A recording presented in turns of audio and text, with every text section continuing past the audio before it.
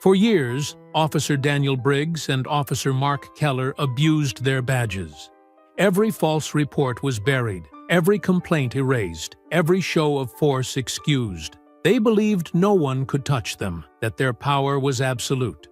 Until they confronted the wrong woman, a blind black judge walking with her service dog through a quiet neighborhood. To them, she seemed vulnerable, easy to dismiss, another complaint that would vanish like all the others. They didn't see the federal judge beneath the dark glasses, a woman armed not with weapons but with law, resolve, and allies. When their arrogance pulled the trigger on her loyal dog, they ignited a fight they could never contain, one that would burn them from within. Before we go any further, comment where in the world you are watching from and make sure to subscribe because tomorrow's story is one you don't want to miss. The morning light spilled over the treetops in Oak Ridge Estates, casting long shadows across the pristine sidewalks. Judge Mariah Ellison stepped carefully along her familiar route, the gentle pressure of Justice's harness in her left hand. The German Shepherd moved with purpose, his steps synchronized with hers after years of partnership. "Good morning, Mrs. Chen," Mariah called, her keen hearing picking up the distinctive sound of her neighbor's garden shears trimming roses. "Judge Ellison, beautiful morning, isn't it?"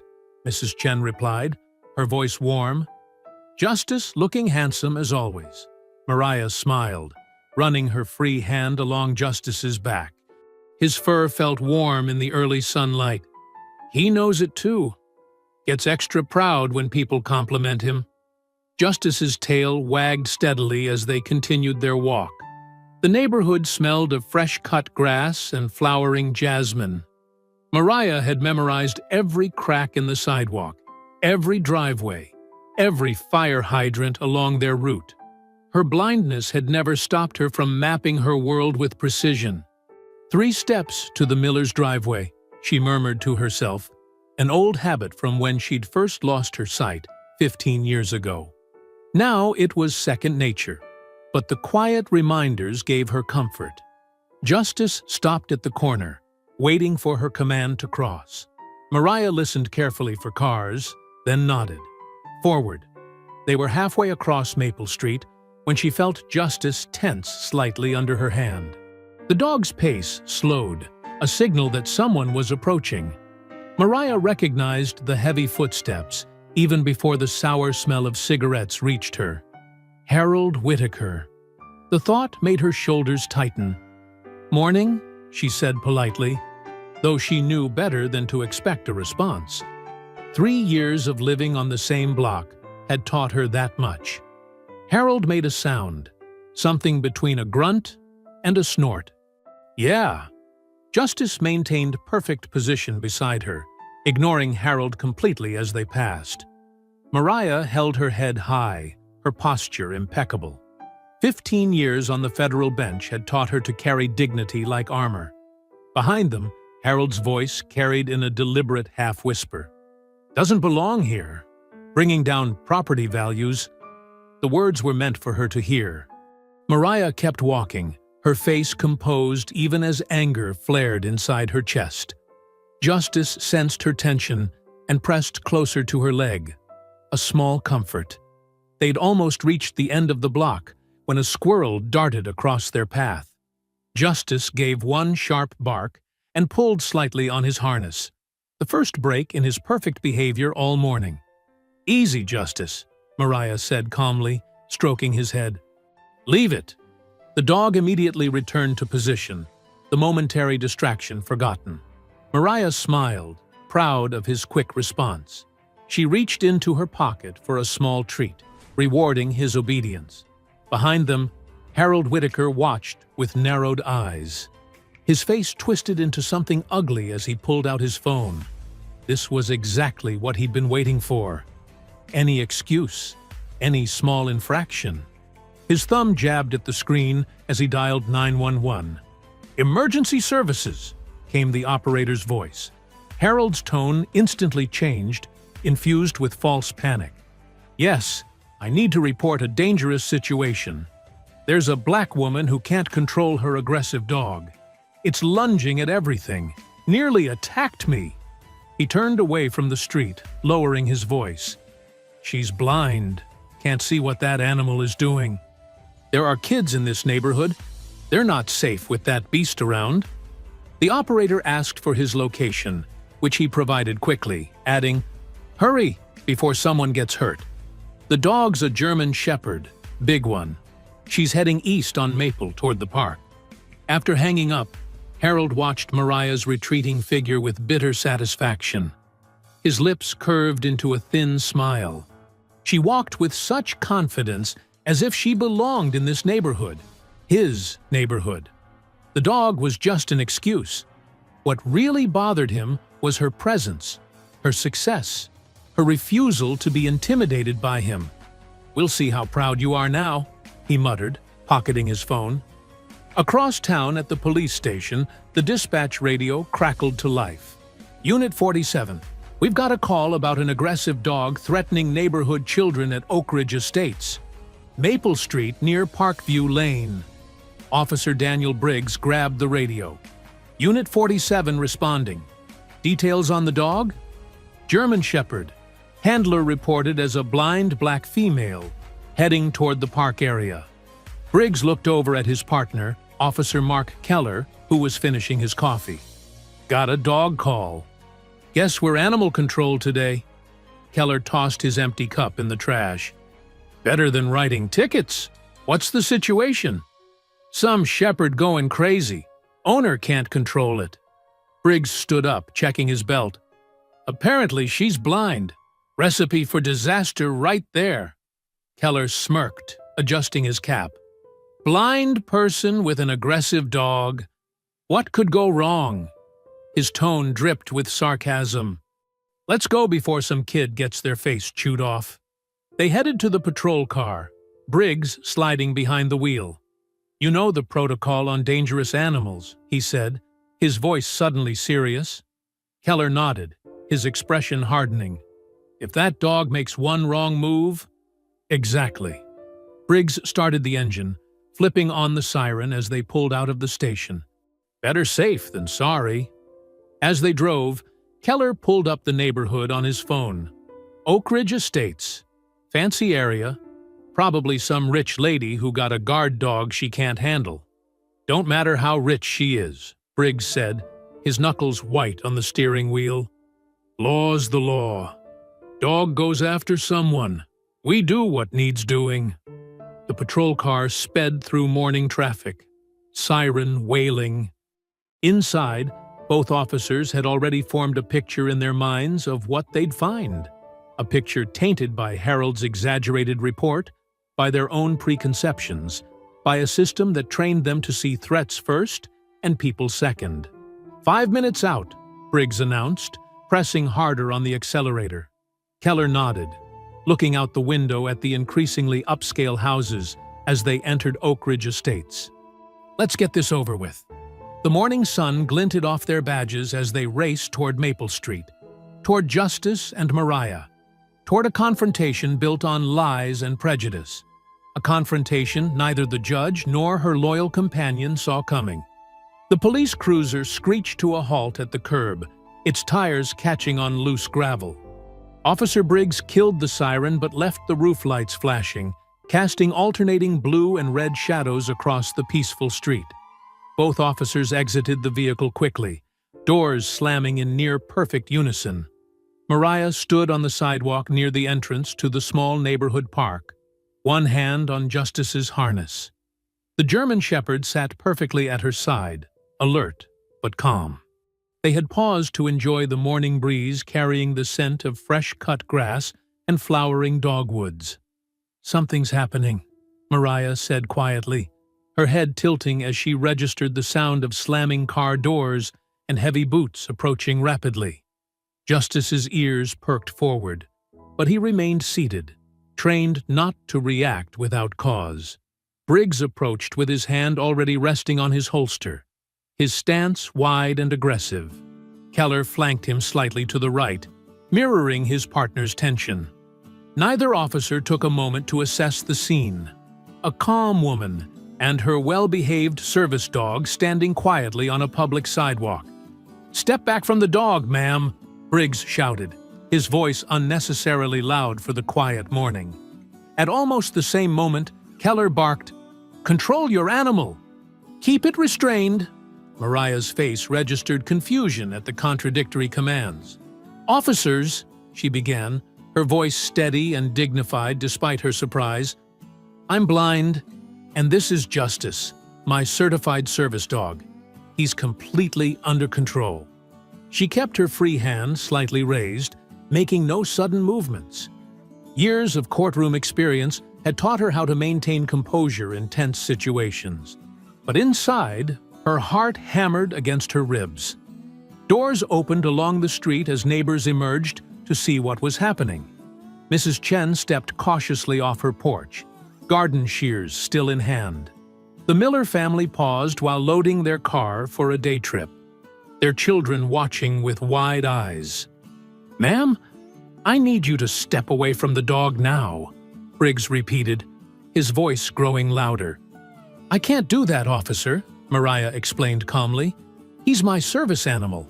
I need him to navigate. We haven't done anything wrong." Justice sensed the rising tension and shifted position, moving slightly in front of Mariah in a protective stance. The dog remained silent, his posture alert, but not aggressive. His training had prepared him for stressful situations, to stay calm and focus on his handler's safety.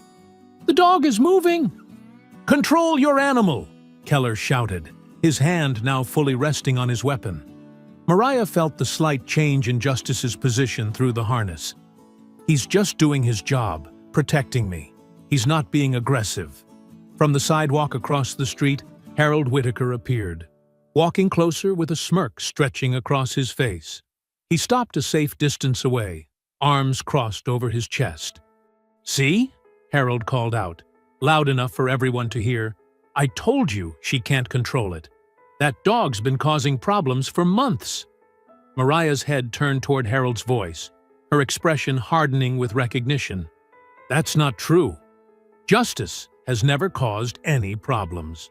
"Sir, please step back," Keller called to Harold without taking his eyes off Mariah and Justice. Then, lower to Briggs. "This matches the call description exactly." The crowd of neighbors grew. Someone murmured, "What are they doing?" Briggs took a step closer, his hand now fully gripping his holster. "Final warning, ma'am. Control your dog or step away from it." "Officer, please," Mariah said, struggling to keep her voice level.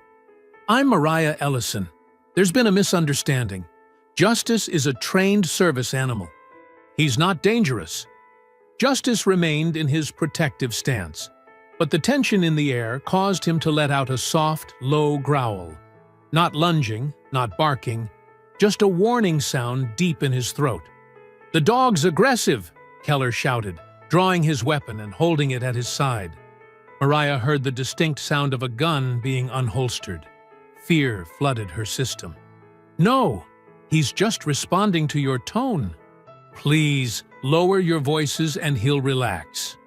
She reached down to place her hand on Justice's back, trying to reassure him. "Easy, Justice. It's okay." Harold's voice cut through again, dripping with manufactured concern. "Officers, there are children here. That dog lunged at kids earlier." "That's a lie," Mrs. Chen called out from her yard. "That dog has never hurt anyone." Briggs's face flushed red. The contradicting voices, the pressure of the growing crowd, and his own adrenaline created a perfect storm of poor judgment. "Ma'am, get that dog under control now!" Justice turned his head toward Briggs, still growling softly, standing his ground in front of Mariah. "He is under control," Mariah insisted, her composure finally breaking. "If you would just—" "Gun!" Keller suddenly shouted, though nothing in Mariah's hands or pockets resembled a weapon. The false alarm sent Briggs over the edge. In one fluid motion, he drew his weapon and aimed. "No!" Mariah screamed, sensing what was happening through the sudden movements and gasps of the watching crowd. The gunshot cracked through the morning air like thunder. Justice made no sound as the bullet struck him. His body jerked violently, then collapsed heavily onto the sidewalk in front of Mariah, blood pooling quickly beneath him. Mariah felt the harness go slack in her hand, felt Justice's weight hit the ground. For one terrible second, she couldn't process what had happened. Then Justice gave a single, soft whimper. "Justice?" Her voice broke as she dropped to her knees, hands desperately searching for her companion. When her fingers met warm, wet fur, a primal sound escaped her throat. "No, no, no! What have you done?" The neighbors erupted in screams and shouts. Mrs. Chen dropped her garden shears with a clatter. A child began to cry. "He was protecting me!" Mariah cradled Justice's head, feeling his labored breathing against her hands. He was just doing his job. Briggs stood frozen, gun still extended, as the reality of what he'd done began to sink in. Keller stepped forward, not to help, but to establish control of the chaotic scene. "Everyone stay back!" Keller shouted at the gathering crowd. Harold Whitaker's smirk had vanished, replaced by a look of shock. Even he hadn't expected this outcome. He began to back away, trying to disappear before anyone connected him to what had just happened. Justice's breathing grew more ragged under Mariah's trembling hands. Blood soaked through her clothing as she bent over him, tears streaming down her face. "Stay with me," she whispered to him, her world collapsing around her. "Please, stay with me." The morning sun continued to shine brightly, indifferent to the tragedy unfolding beneath it. Birds sang in the trees lining the park. A gentle breeze carried the scent of blood across the once peaceful street. And in the sudden silence that followed the gunshot, before the chaos of voices resumed, the only sound was the soft, weakening heartbeat of a loyal companion who had done nothing wrong except exist in a world where some lives were valued less than others. Mariah knelt on the hard sidewalk, her hands pressed against Justice's fur. His chest no longer rose and fell. The warm blood that had pumped through his veins now soaked the concrete beneath them, staining her hands and clothes.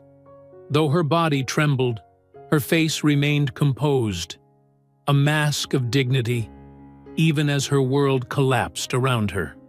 "Justice," she whispered one last time, running her fingers through his soft fur. The connection they'd shared for 7 years, through courthouse hallways, morning walks, and quiet evenings at home, severed in an instant by a bullet.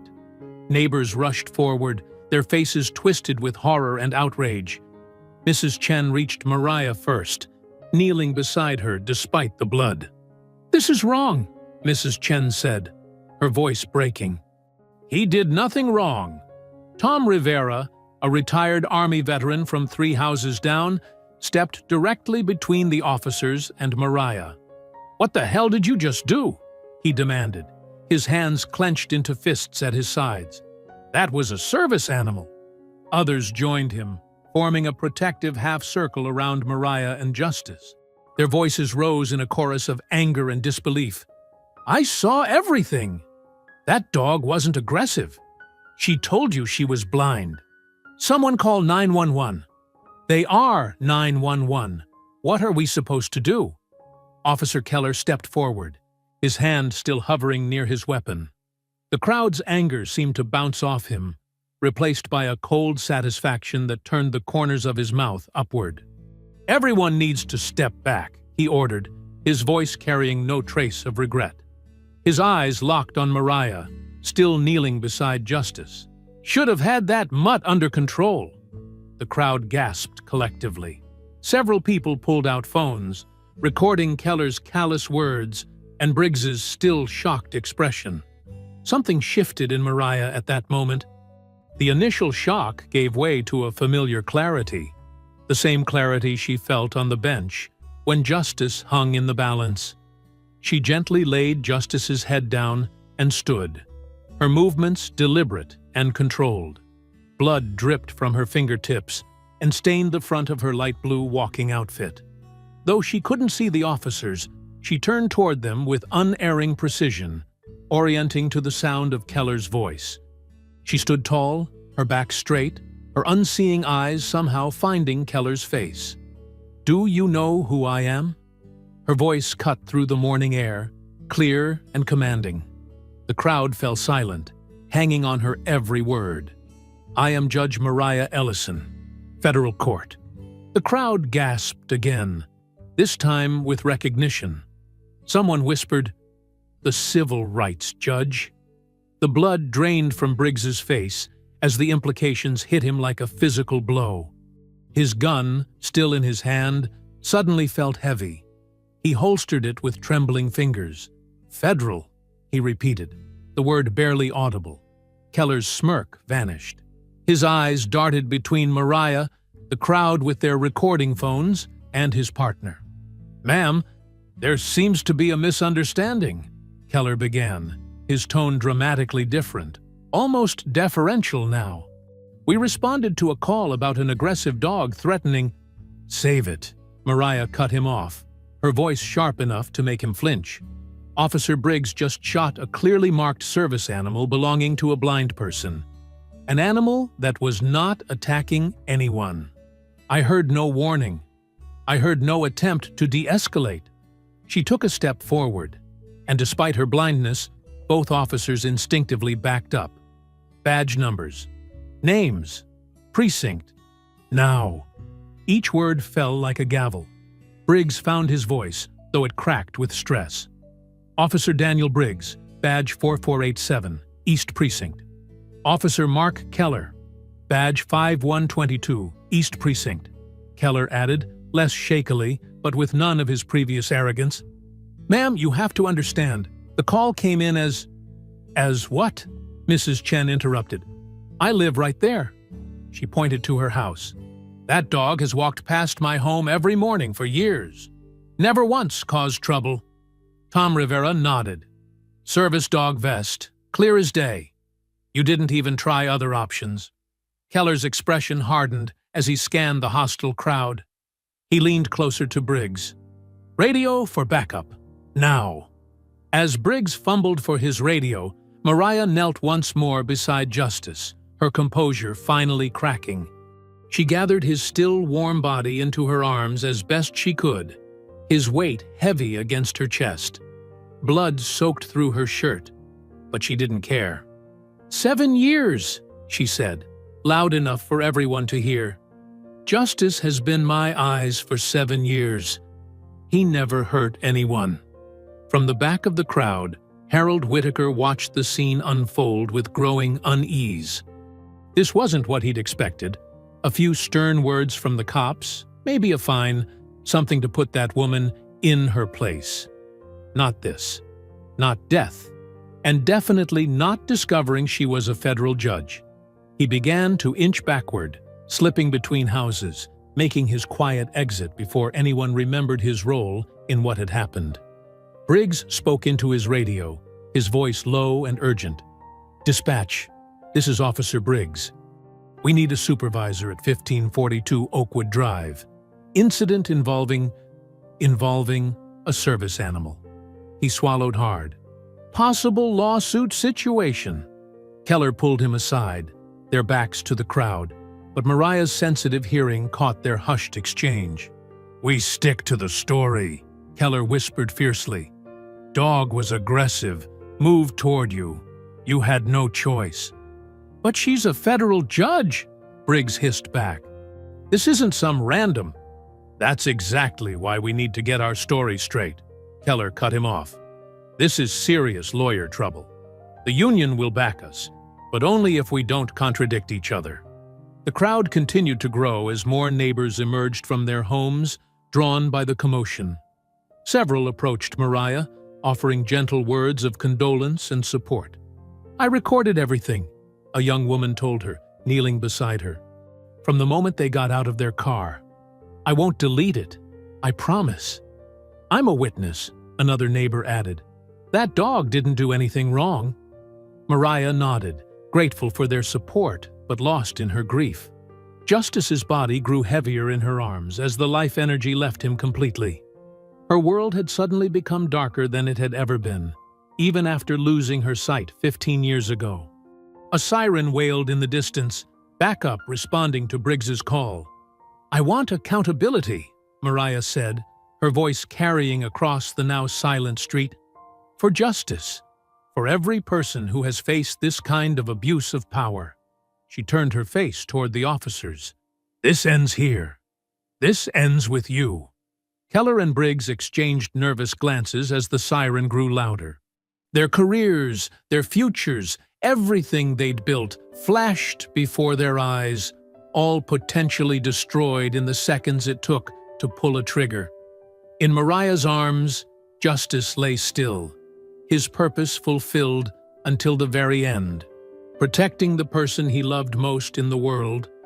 Even in death, his body shielded her from the officers who had taken his life. The house felt empty. Mariah stood in her doorway, her hand trembling slightly as she reached for where Justice would normally guide her. The silence was deafening. "One step up," she whispered to herself, muscle memory from years of Justice's gentle guidance. She made her way inside, counting steps and trailing her fingers along familiar walls. Without Justice, her home, once a sanctuary, now felt like an obstacle course. She bumped her hip against the corner of the hallway table, knocking over a picture frame. The glass shattered when it hit the floor. Mariah knelt carefully, feeling for the shards. Her fingers found the frame first, then the photo inside. She didn't need to see it to know what it showed. Her and Justice on the courthouse steps, the day he completed his service training. Her fingers traced the edges of the frame, feeling where the glass had broken away. The doorbell rang, startling her. She placed the broken frame on the table and made her way carefully to the door. "Who is it?" she called. "It's Mrs. Chen, Judge Ellison. I brought some food." Mariah opened the door. The smell of homemade chicken soup wafted in. "You shouldn't have to cook tonight," Mrs. Chen said gently. "None of us can believe what happened. It was horrible. Just horrible." "Thank you," Mariah said, accepting the warm container. "Would you like to come in?" "Just for a moment. My husband is waiting in the car." Mrs. Chen helped Mariah set the soup in the refrigerator. "The whole neighborhood is talking about it. Tom Rivera is organizing people to give statements. We all saw what happened." Before Mrs. Chen left, she squeezed Mariah's hand. "We're with you, Judge. What they did wasn't right." Throughout the evening, more neighbors came. Tom Rivera brought bread from his wife. The Jacksons from down the street brought a casserole. Each visitor expressed outrage, offered condolences, promised to stand as witnesses. But when the last neighbor left, the silence returned, heavier than before. Mariah sat on her couch, Justice's collar in her hands. Her fingers traced the worn leather, the metal tags that jingled whenever he moved. She pressed the collar to her chest and finally allowed herself to break down, sobbing until her throat hurt. The television murmured in the background. She'd turned it on for company, unable to bear the quiet. Suddenly, the reporter's words cut through her grief. "Mo's statement from the police union regarding this morning's shooting of a service animal." Mariah raised her head, wiping tears away as she turned up the volume. "The East City Police Union issued the following statement today," the reporter continued. "Officers responded to a 911 call reporting an aggressive dog threatening neighborhood children. Upon arrival, the animal displayed threatening behavior toward the officers, forcing them to take necessary action to protect themselves and bystanders. While we regret the outcome, our officers acted within protocol given the dangerous situation." Mariah's hand tightened around Justice's collar. "Liars," she whispered. "He never threatened anyone." Her phone rang. It was her colleague, Judge Roberts. "Mariah, I just saw the news." "Are you all right?" "No, Raymond, I'm not." Her voice cracked. They shot Justice. And now they're lying about it. I heard their statement. It's disgraceful. Judge Roberts paused. The Chief Justice called me. Words spreading through the judiciary. And? There's concern, Mariah, about a judge being involved in a high-profile incident with police. Mariah sat straighter. Concern? My service dog was murdered by trigger-happy cops who are now lying about it. I should be the one receiving concern, not causing it. I know, I'm on your side. But there are whispers that you should handle this quietly, for the good of the judiciary. Handle this quietly? The words tasted bitter. You mean let them get away with it? That's not what I said. It's what you meant. After hanging up, Mariah sat motionless, Justice's collar still clutched in her hand. The system she'd dedicated her life to was already closing ranks, not around her, but around her dog's killers. A knock at the door pulled her from her thoughts. Judge Ellison? Internal Affairs, ma'am. May we have a word? Two detectives, one man, one woman, sat across from Mariah at her kitchen table. They'd introduced themselves as Detectives Morgan and Perez. We understand this is a difficult time, Detective Morgan began, his voice practiced in false sympathy. But we need to get your statement about what happened this morning. Mariah recounted everything, Harold's known prejudice, Justice's calm behavior, the officer's contradictory orders, the shot without warning. And you're certain the dog didn't lunge at the officers? Detective Perez asked. Justice was a trained service animal. He would never lunge unless I was in danger. But given your condition, Morgan said delicately, is it possible you misinterpreted the sequence of events? Mariah's face hardened. My blindness doesn't affect my hearing or my memory, Detective. I know exactly what happened. Of course, Perez interjected smoothly. But trauma can affect perception. And without being able to see, there are dozens of witnesses, Mariah cut in. Neighbors who saw everything. People with video recordings. The detectives exchanged glances. We've taken statements from several witnesses, Morgan said. Their accounts vary. And Officer Keller's report indicates your dog charged at them, barking aggressively. That's a lie. His report also mentions that you were unable to control the animal when ordered to do so. Mariah's hands formed fists on the table. Justice was under perfect control until your officers created chaos by shouting contradictory orders. Well, Perez said, closing her notebook, we'll continue investigating. The body cam footage should clarify things. I want a copy of that footage, Mariah said immediately. Morgan cleared his throat. Unfortunately, there seems to have been a technical issue. The footage was corrupted during transfer. IT is working to recover it. Mariah didn't believe him for a second. How convenient. After the detectives left, Mariah locked her door and leaned against it, exhaustion washing over her. She'd spent decades in courtrooms, could recognize perjury and obstruction when she heard it. They were building a wall of lies, brick by bureaucratic brick. She made her way to the kitchen for a glass of water when she heard it, the soft purr of a car engine idling outside her house. Moving carefully to the window, she cracked the blinds open, a habit from when she could see. Is someone there? She called to her empty house. Her neighbor Tom's voice came through the window from his porch across the street. Police car, unmarked. Just sitting there, watching your house. Mariah felt a chill run down her spine. They just flashed their lights, Tom called a moment later. Now they're driving off. The message couldn't have been clearer. We're watching you. We know where you live. Mariah moved through her darkened house, double-checking every lock. The day's events played in an endless loop in her mind. Justice's body falling, Keller's sneering voice, the detective's gaslighting, the car watching her home. They thought her blindness made her vulnerable. They thought they could intimidate her into silence. She made her way back to her kitchen table and sat down. Her fingers found Justice's collar again, the metal tags cool against her skin. "You killed my dog," she whispered into the darkness. "But you won't kill my spirit." She reached for the digital recorder she used for legal notes, her fingers finding the familiar buttons with practiced ease. She pressed record.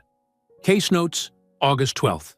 Subject: civil rights violation and unlawful killing of service animal justice. Badge number SD 42781. Her voice grew stronger with each word. Perpetrators: Officers Daniel Briggs and Mark Keller, East Precinct. Witnesses: minimum 12 neighbors present at scene. Evidence: multiple civilian videos, contradicting official report. She continued methodically, laying out the facts as she would for a case, identifying potential legal strategies, noting witnesses to contact. This was familiar territory. The careful building of a case, brick by factual brick. First step: secure all video evidence before it disappears. Second, formal complaint with Department of Justice Civil Rights Division, bypassing local channels already showing signs of obstruction. Her fingers moved over Justice's collar as she spoke, drawing strength from the connection to him. "They think, because I can't see, I can't fight," she said into the recorder. "They're about to learn how wrong they are." The morning sunlight streamed through the kitchen windows, but Mariah Ellison found no warmth in it. The house felt emptier than ever, without Justice's nails clicking on the hardwood floors or his soft breathing beside her bed. She reached for her phone and pressed a familiar contact. "Helen? It's Mariah. I need your help." Helen Monroe's voice, steady as always, came through the line. "I heard what happened. It's all over the legal circles. Tell me what you need. I need allies, people I can trust. Can you come over? And could you call David Cho? If anyone knows how to fight this kind of battle, it's him. I'll be there in an hour. And I'll call David right now." Mariah hung up and sat at her kitchen table, running her fingers over the smooth wood surface. For the first time in years, she felt adrift. Without Justice to guide her, even navigating her own home seemed more challenging. But it wasn't just physical guidance she missed. It was his presence, his warmth, his unwavering loyalty. The doorbell rang precisely 1 hour later. "It's Helen," came the voice from outside. "David is with me." Mariah opened the door, and Helen immediately embraced her. Despite being 68, Helen Monroe carried herself with the same authority she'd had on the federal bench for decades. "Judge Ellison," David Cho said, his voice tight with controlled anger. "I'm so sorry about Justice." "Thank you for coming, David." Mariah gestured them inside. "Please, call me Mariah. We're not in court today." They settled in her living room, Helen guiding Mariah to her favorite armchair. "I've already started preliminary research," David said, pulling out papers from his briefcase. "Civil rights violations, violation of the Americans with Disabilities Act, unlawful destruction of property, though I hate calling justice property." "He was family," Mariah said quietly. "Yes, he was," Helen agreed, "and what they did was criminal." "I need to know what I'm up against," Mariah said. "The police union has already issued their statement painting Justice as aggressive. The internal affairs detectives tried to gaslight me yesterday, suggesting I couldn't understand what happened because I'm blind." David's voice hardened. "Classic playbook. Discredit the victim. Protect the officers." "I requested the body cam footage," Mariah continued. "They claim it was lost in transfer." "Lost?" Helen scoffed. "Convenient." "Too convenient," David agreed. "I'll file motions today demanding all video evidence be preserved. We'll also request all radio communications, the 911 call transcript." "I made some calls this morning," Mariah interrupted. "A clerk I trust at the precinct sent me the incident report. It's full of lies." She handed over her tablet. Helen read it aloud for all of them. Officers responded to 911 call regarding aggressive dog. Owner unable to maintain control. Dog barked and lunged at officers. Officer Briggs discharged weapon in defense of public safety. Helen's voice trailed off in disgust. It's fabricated from start to finish, Mariah said. And notice who they cite as their primary witness? Harold Whitaker. Your neighbor? David asked. The one who made the call? The racist neighbor who's been trying to drive me out of the neighborhood for years, Mariah clarified. The report quotes his 911 call extensively, but conveniently omits his coded language about how people like her don't belong here. David was typing furiously on his laptop. We need to get the actual 911 recording, the unedited version. I have a contact at the dispatch center, Helen offered. I'll make the call. Mariah stood up, pacing carefully along the familiar path between her armchair and the window. There's more. Last night, an unmarked police car sat outside my house. They flashed their lights before driving away. Intimidation, David said, his voice rising with anger. They're trying to scare you into silence. It won't work, Mariah said firmly. Helen's phone rang, and she stepped into the kitchen to take the call. When she returned, her face was grim. My contact says the 911 recording has been placed under restricted access. Only senior officers can access it now. More cover-up, David muttered. Mariah took a deep breath. I think it's time to use my position. I have contacts at the Department of Justice.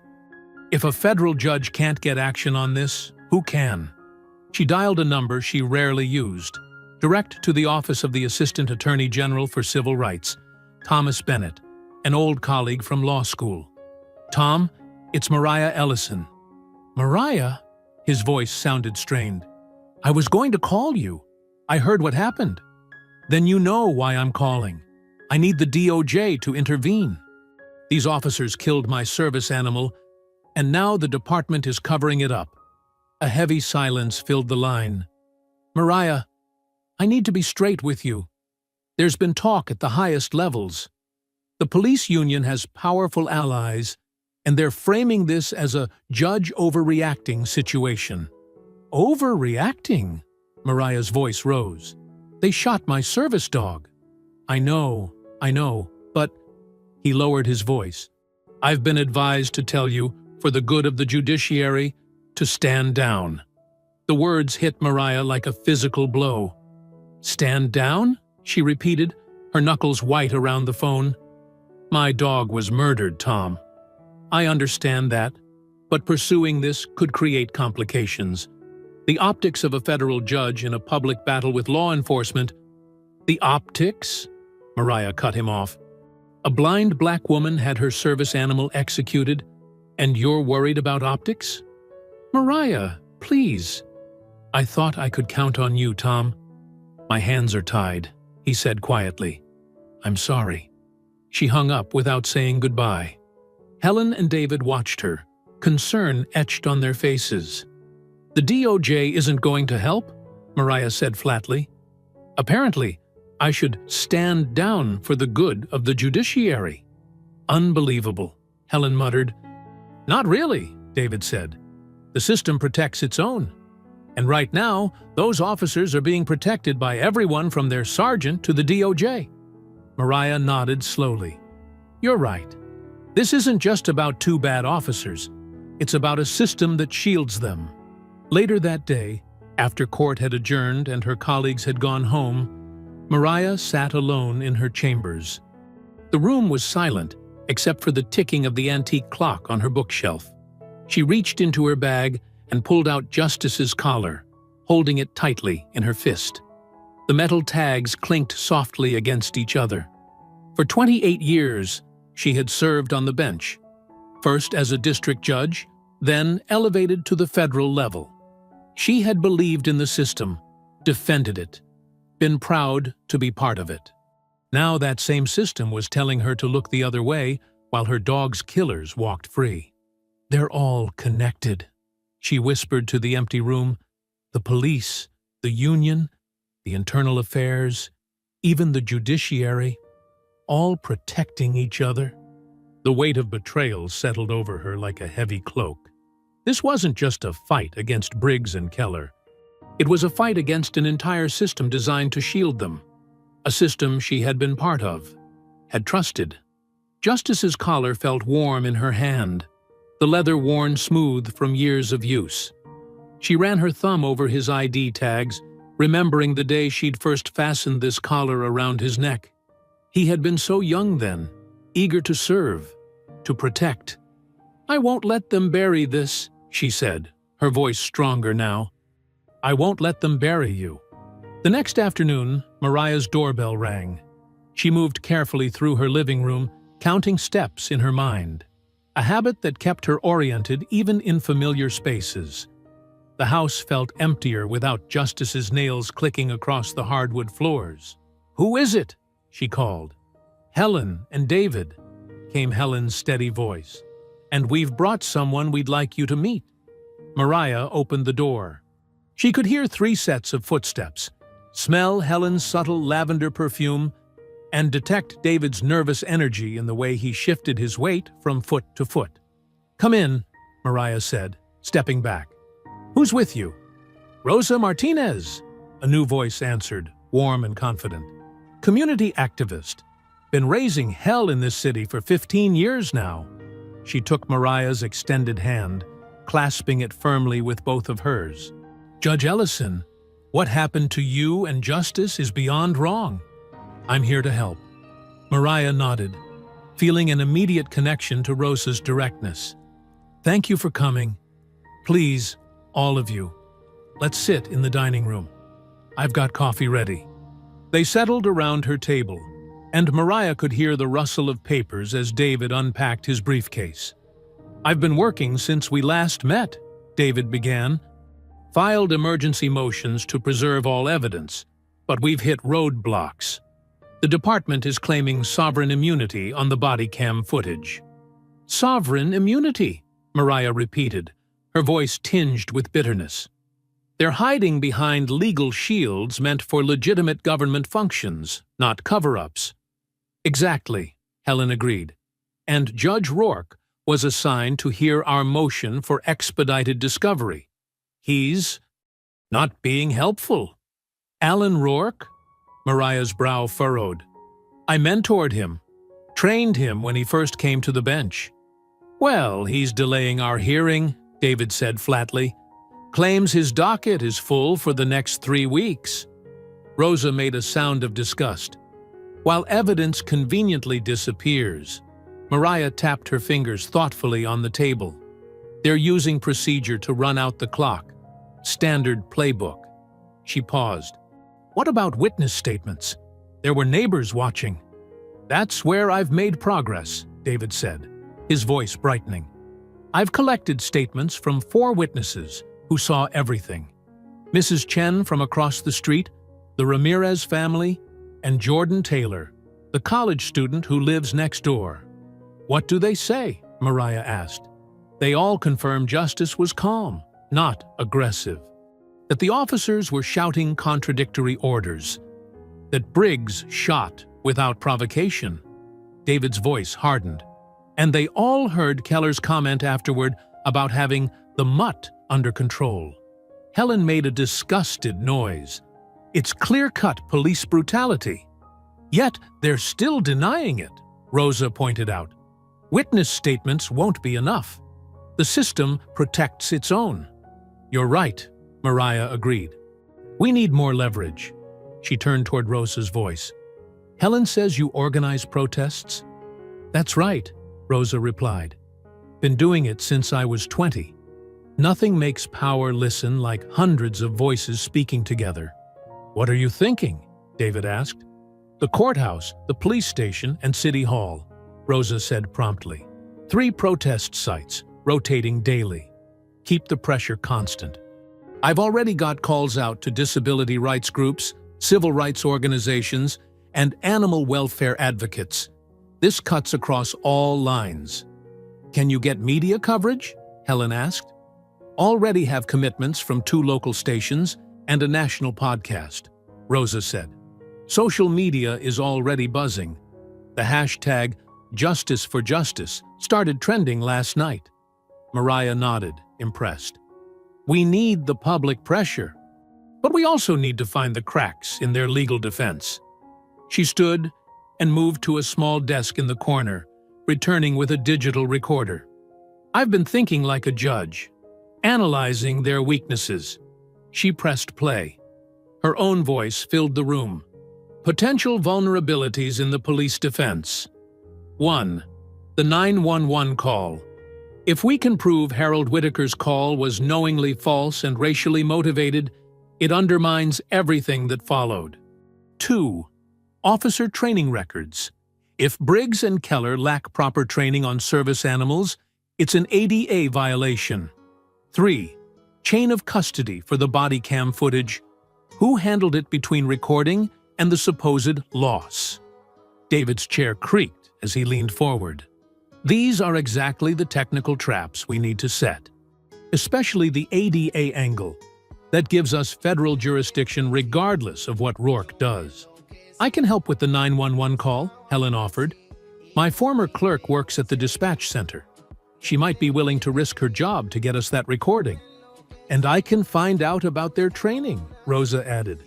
I know officers who've retired from the department. They'll talk if they think it's for a good cause.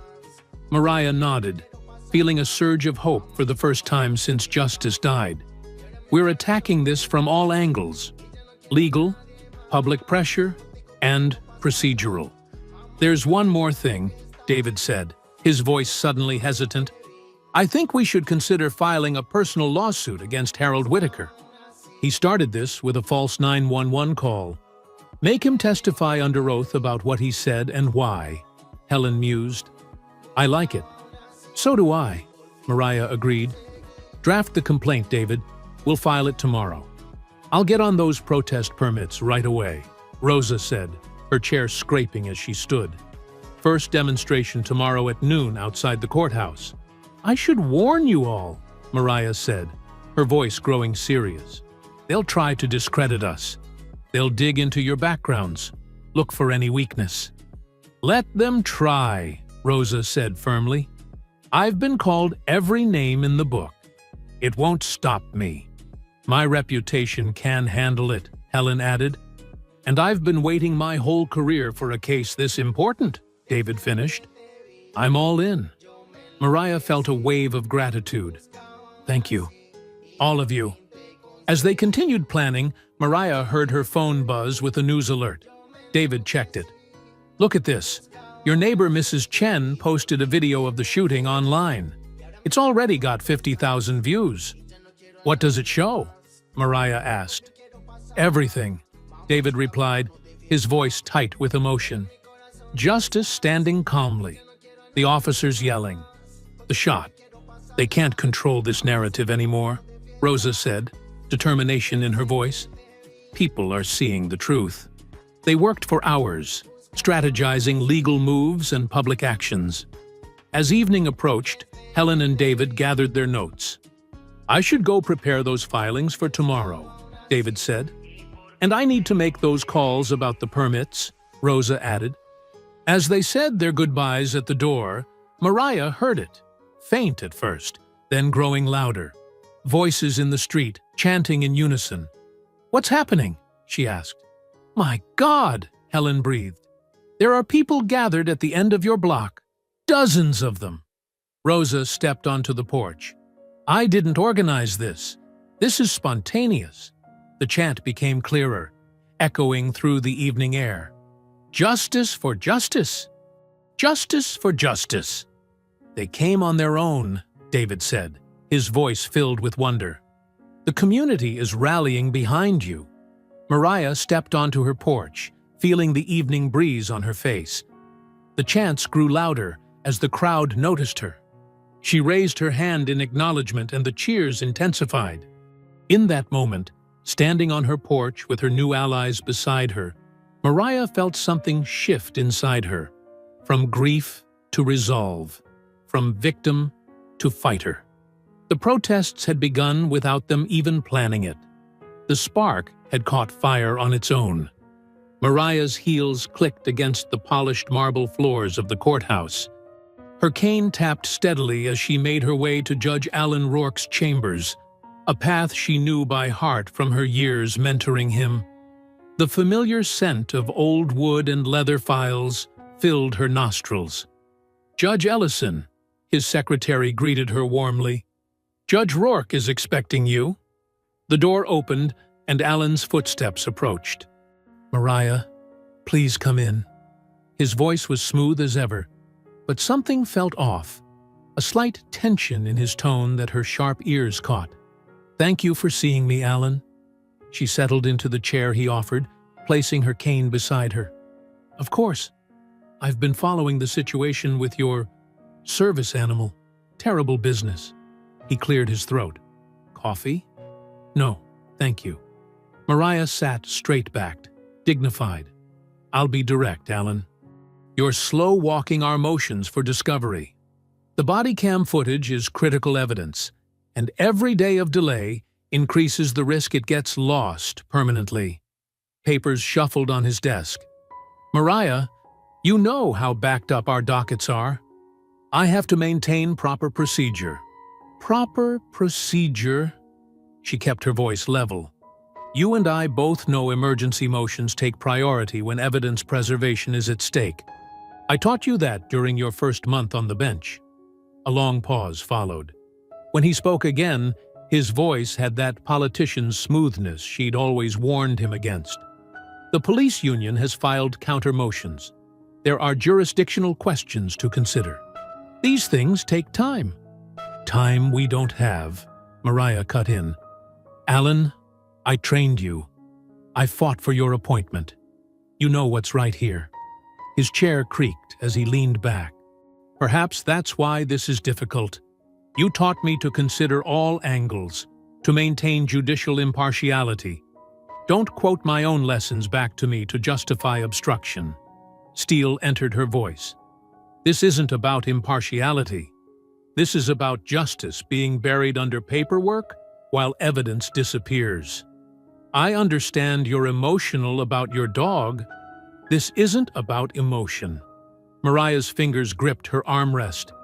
"This is about police officers shooting a service animal without cause, then covering it up.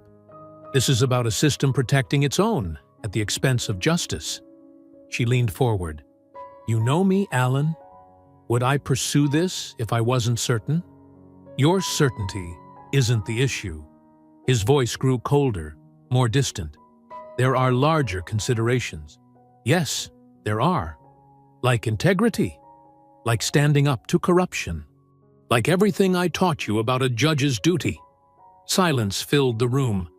When he spoke again, his tone was dismissive. "I'll review the motions as my schedule permits. That's all I can offer." Mariah stood, her disappointment heavy in her chest.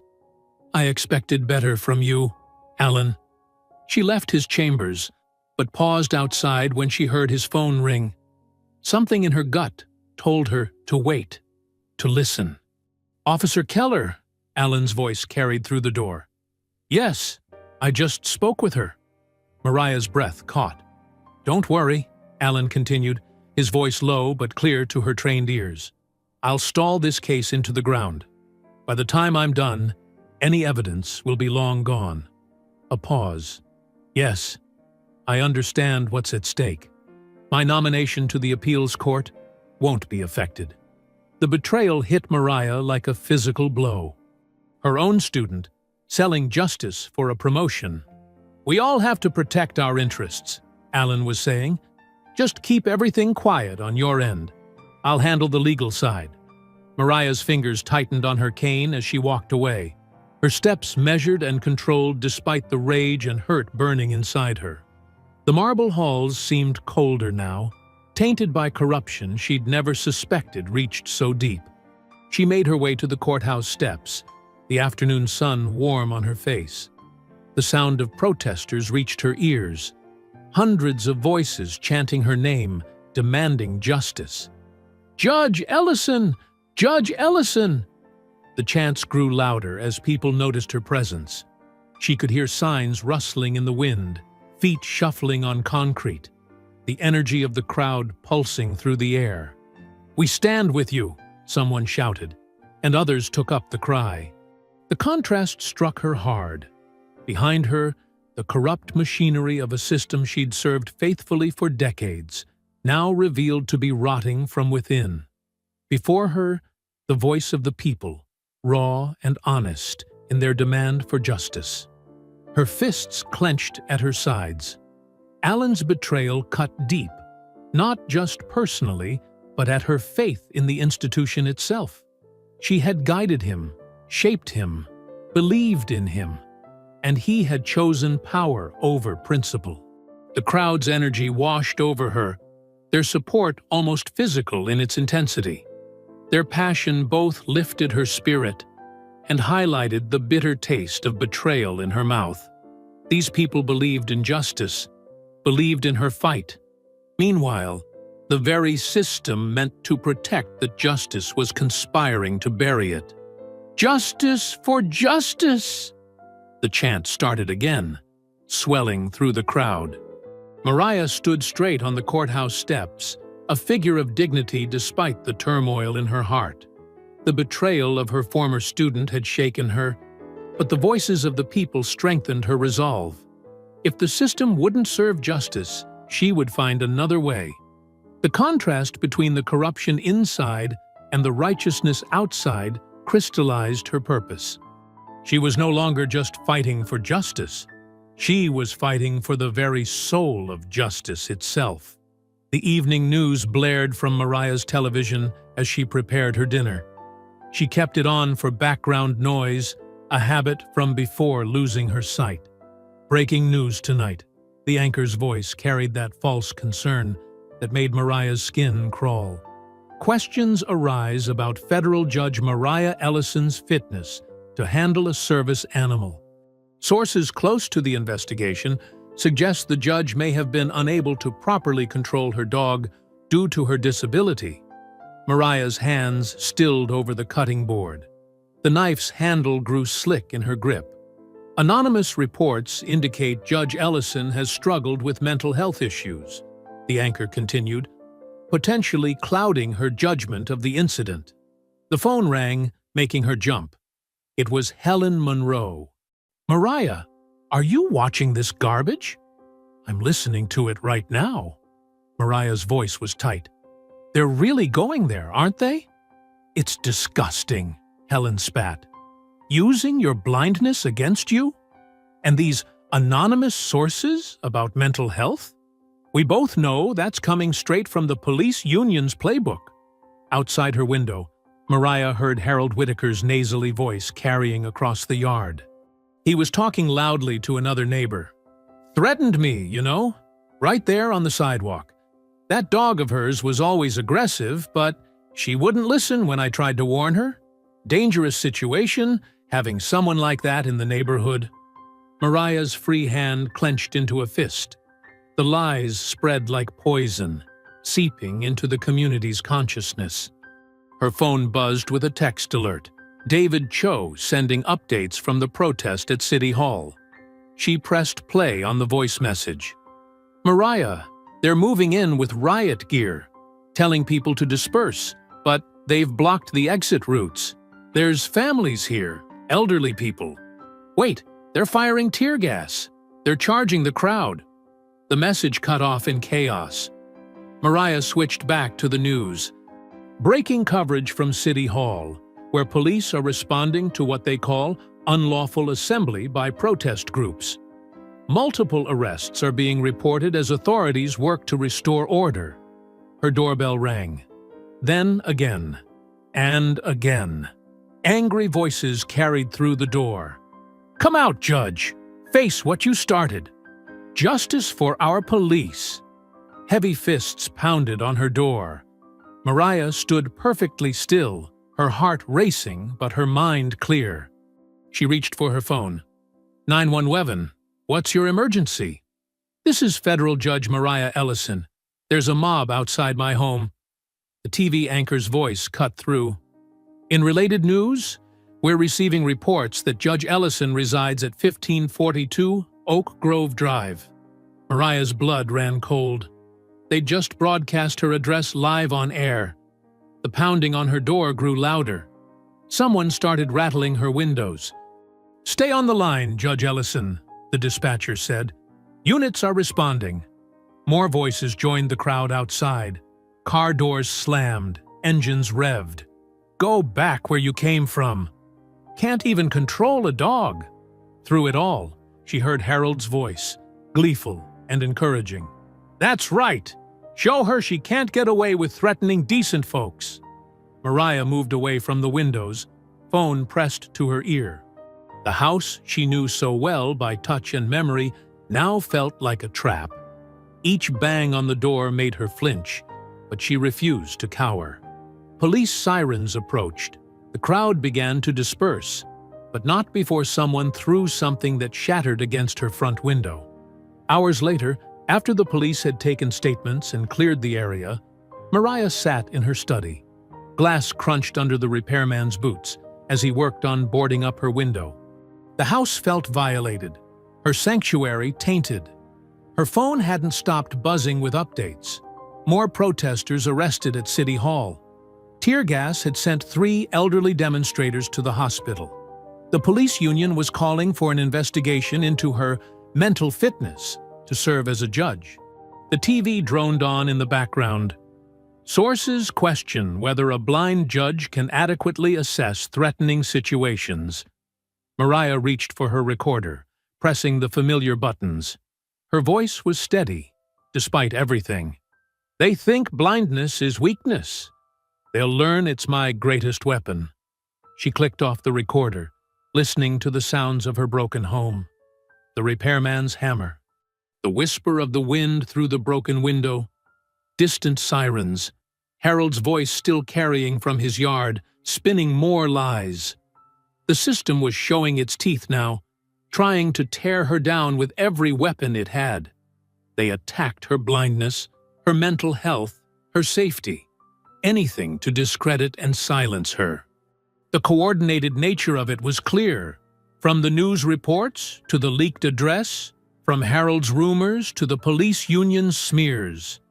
They were all connected, all part of the same machine grinding against her. But they had miscalculated. Each attack, each lie, each attempt to break her only strengthened her resolve. They thought her blindness made her vulnerable. They were wrong. It had taught her to listen more carefully, to sense what others missed, to navigate darkness that would leave others helpless. The repairman finished his work, boots heavy on her porch as he left.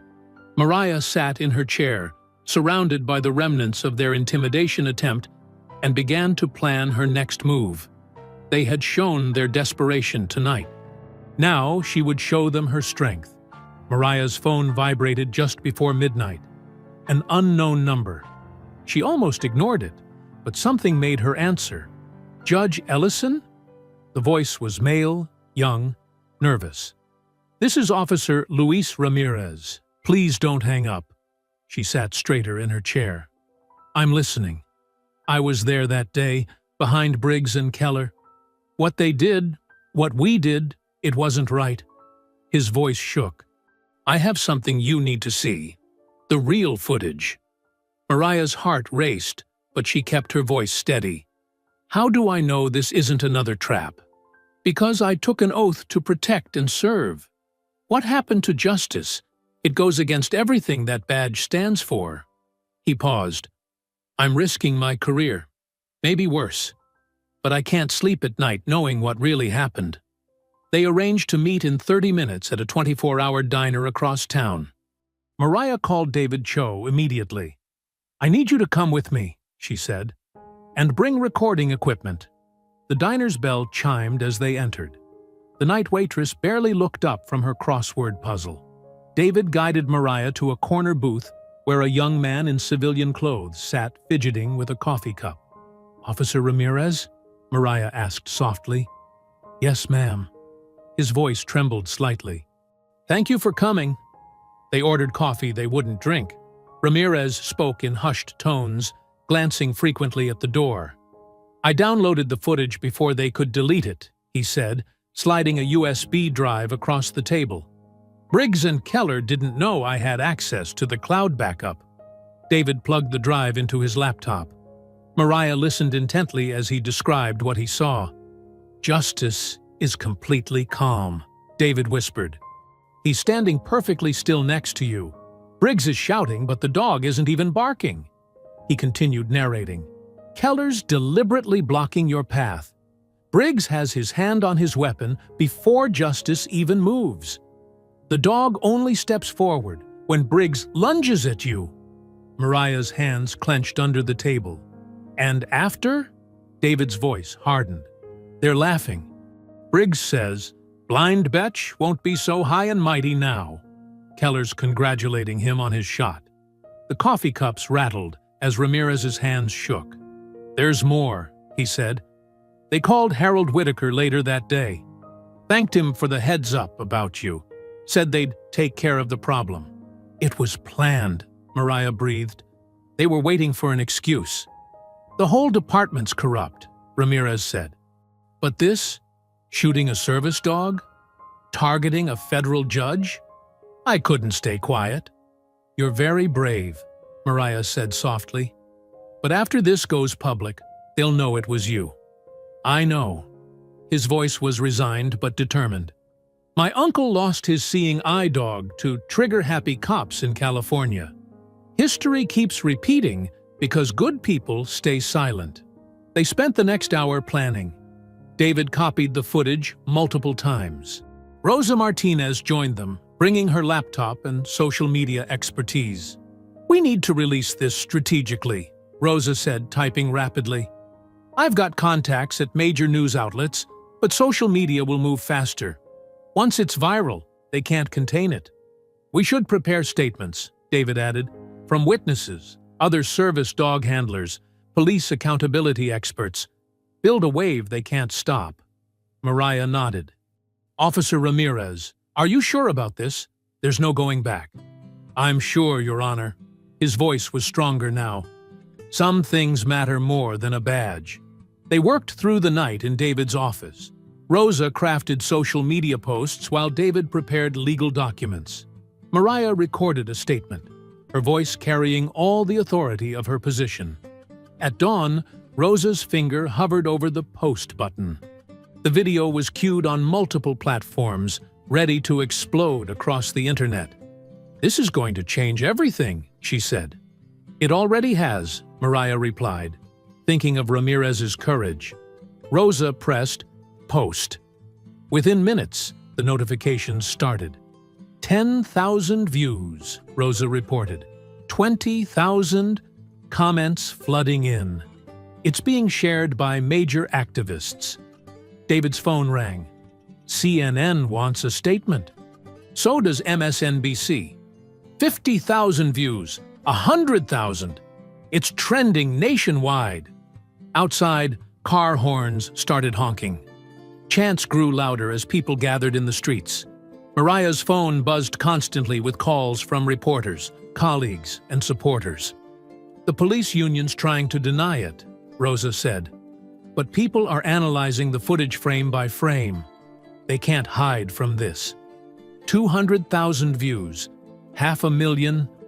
Every major news outlet is picking it up. Through her office window, Mariah heard the crowd swelling. The chants were different now. Not just angry, but triumphant. "We have proof! We have proof!" 1,000,000 views, Rosa whispered. "It's everywhere!" David touched Mariah's shoulder. "You're trending on every platform. People are calling for Briggs and Keller's arrests. The mayor's office is being flooded with calls." The sun rose fully, warming Mariah's face through the window. For the first time since Justice died, she felt her lips curve into a smile. Not of happiness, the grief was still too raw, but of hope. The truth was out. The world could finally see. The protesters' voices carried clearly now. "Justice for justice! Justice for justice!" Mariah stood, straightening her jacket. "What happens next?" "The whole city's mobilizing," Rosa said. Thousands of people are heading downtown. They're calling it the March for Justice. "We should be there," David said. Mariah nodded, her smile growing stronger. The truth had been her weapon all along. Now it was finally cutting through their lies. The morning headlines hit like a punch to the gut. Dirty cop arrested. Officer accused of evidence tampering. Mariah's hands trembled as David read the newspaper article aloud in her kitchen. Officer Luis Ramirez, 30, was arrested late last night on multiple charges including tampering with evidence, breach of department protocols, and theft of confidential materials. Sources within the department suggest possible ties to drug trafficking. Drug trafficking? Mariah slammed her hand on the table. He's never touched drugs in his life.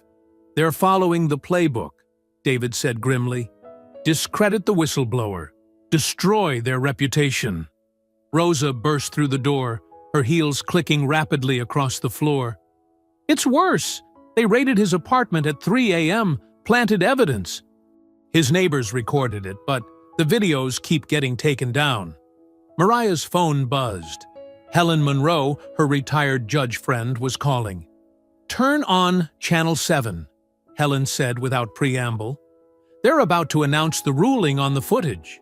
David grabbed the remote. Judge Alan Rourke's smug face filled the screen as he read from a prepared statement.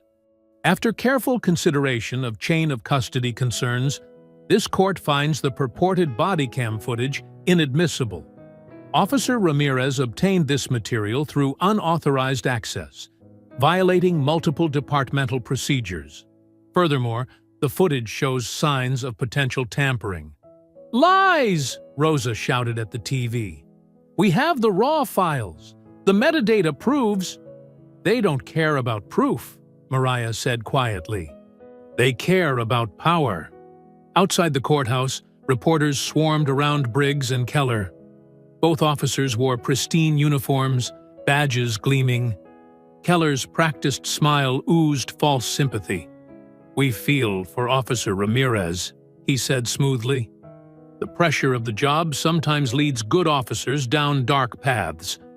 We hope he gets the help he needs. Briggs nodded, playing his part perfectly. Our department has zero tolerance for corruption. The system worked exactly as it should. David muted the TV, cursing under his breath. They're going to bury him. Make an example. Mariah's phone wouldn't stop buzzing.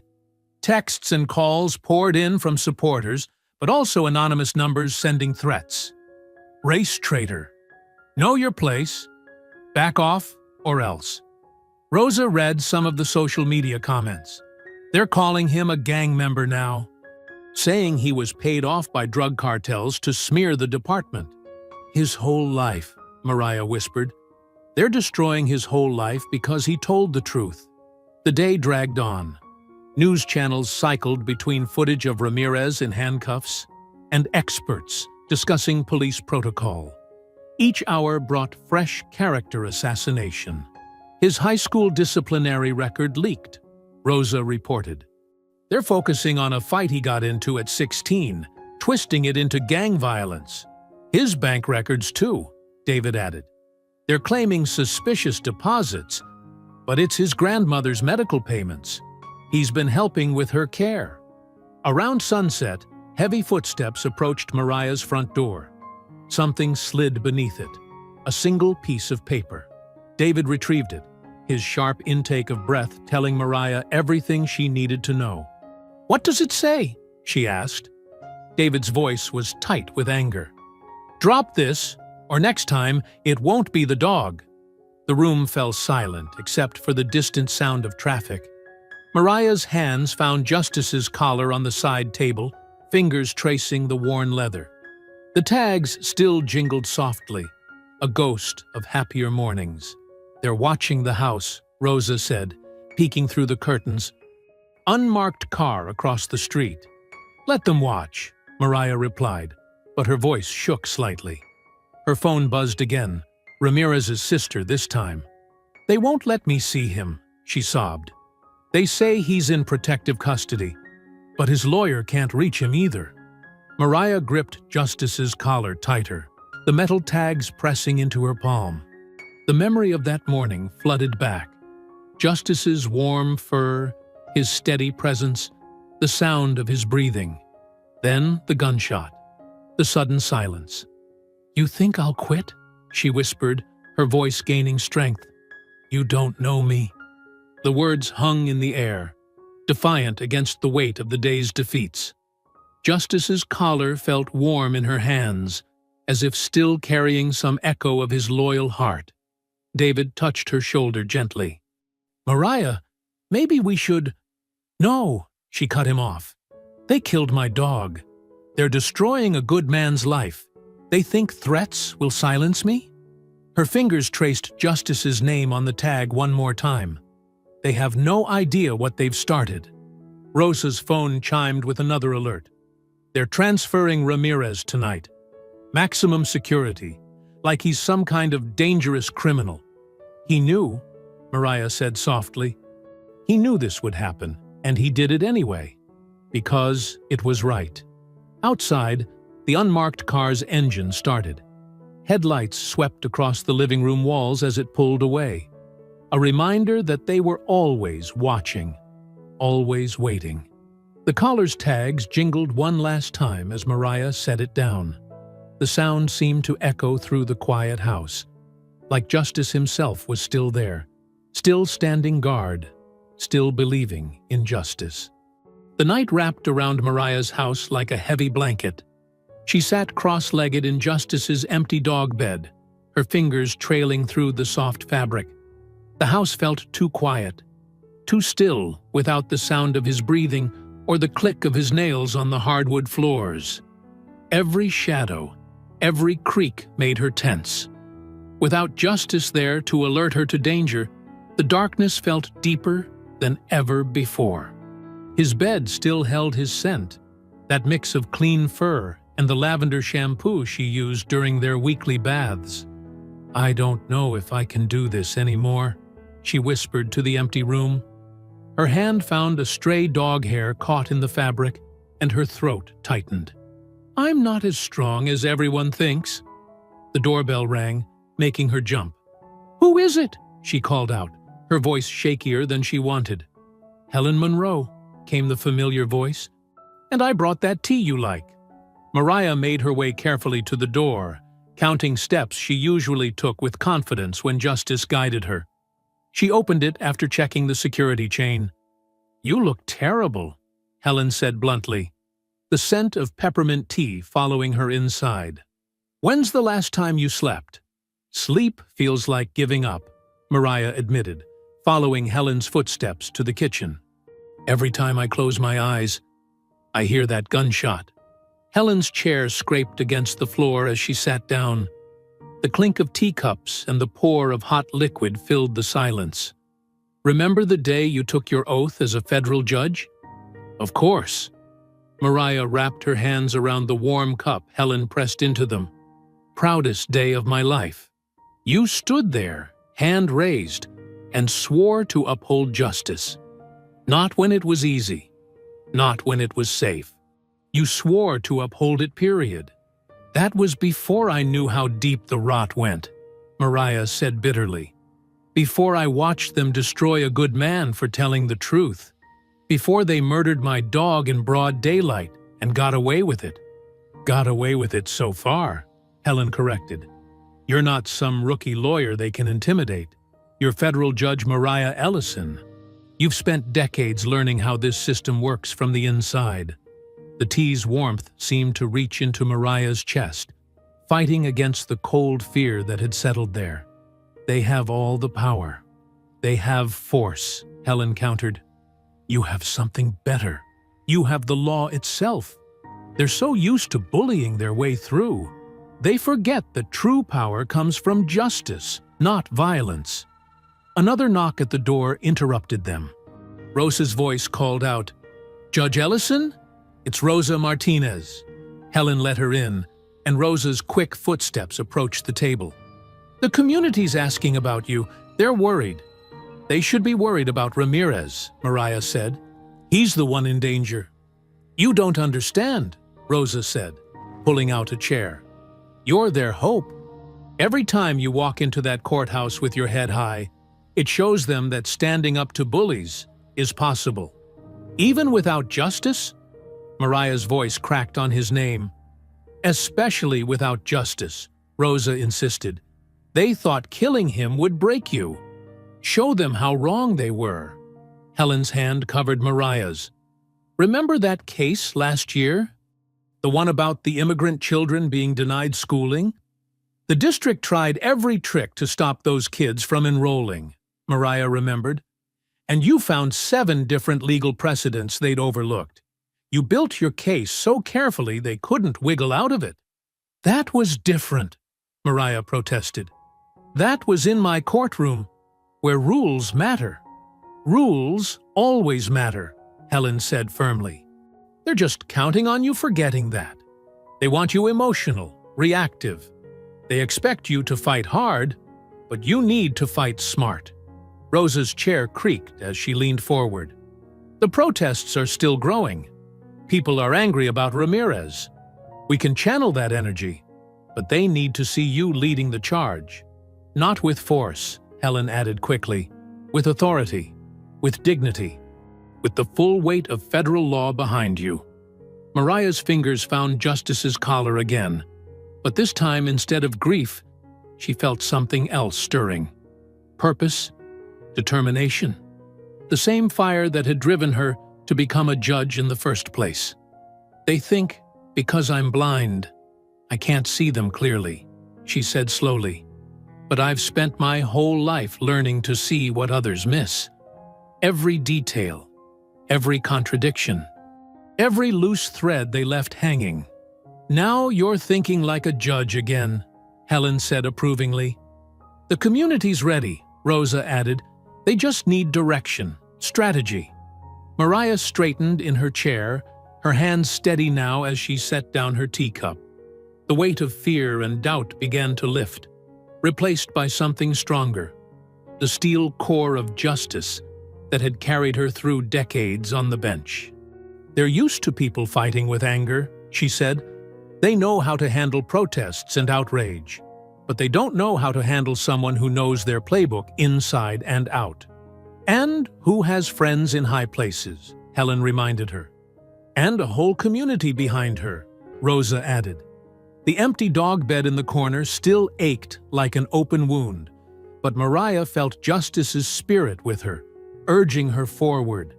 Not with barks and growls, but with the same steady loyalty he'd always shown.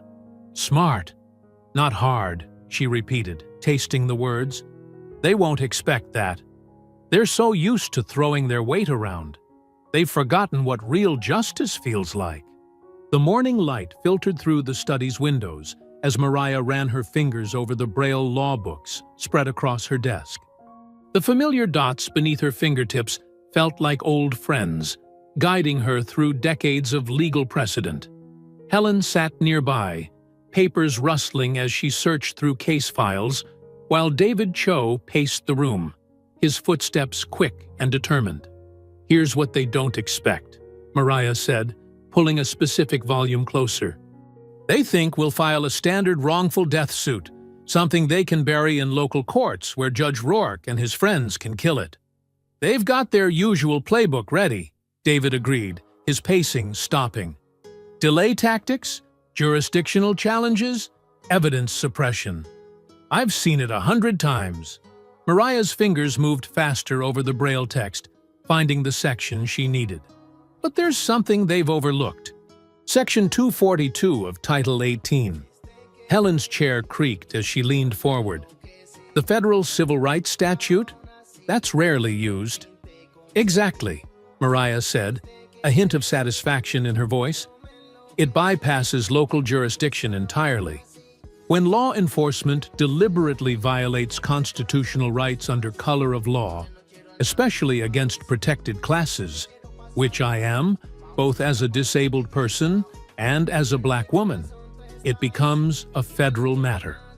David's footsteps quickened with excitement. "They can't hide behind qualified immunity either. Service animals are protected under the ADA. Justice wasn't just a pet. He was medical equipment, legally speaking. More than that, Helen added, papers shuffling.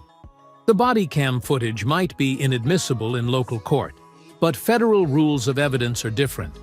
We can subpoena the original files directly from the manufacturer.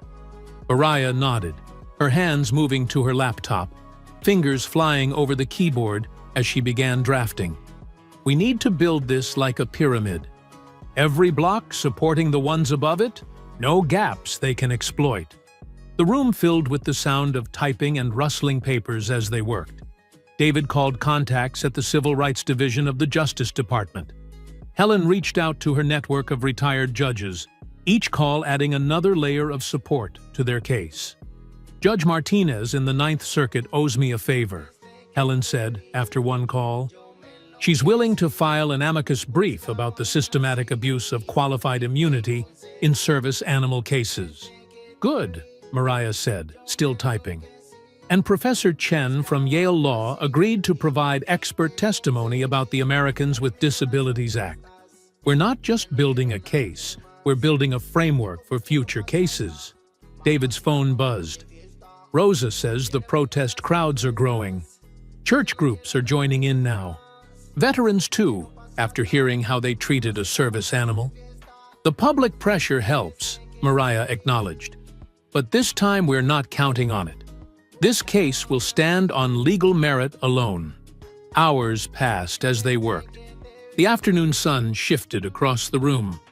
Mariah's housekeeper brought them sandwiches they barely touched, too focused on their task. Look at this pattern, Helen said, spreading out reports. 3 other cases in the past year where police shot service dogs, all buried in local courts, all with the same tactics. Add them to the filing, Mariah directed. Show it's not isolated, show it's systematic. Her fingers moved across her braille display, checking each paragraph for precision.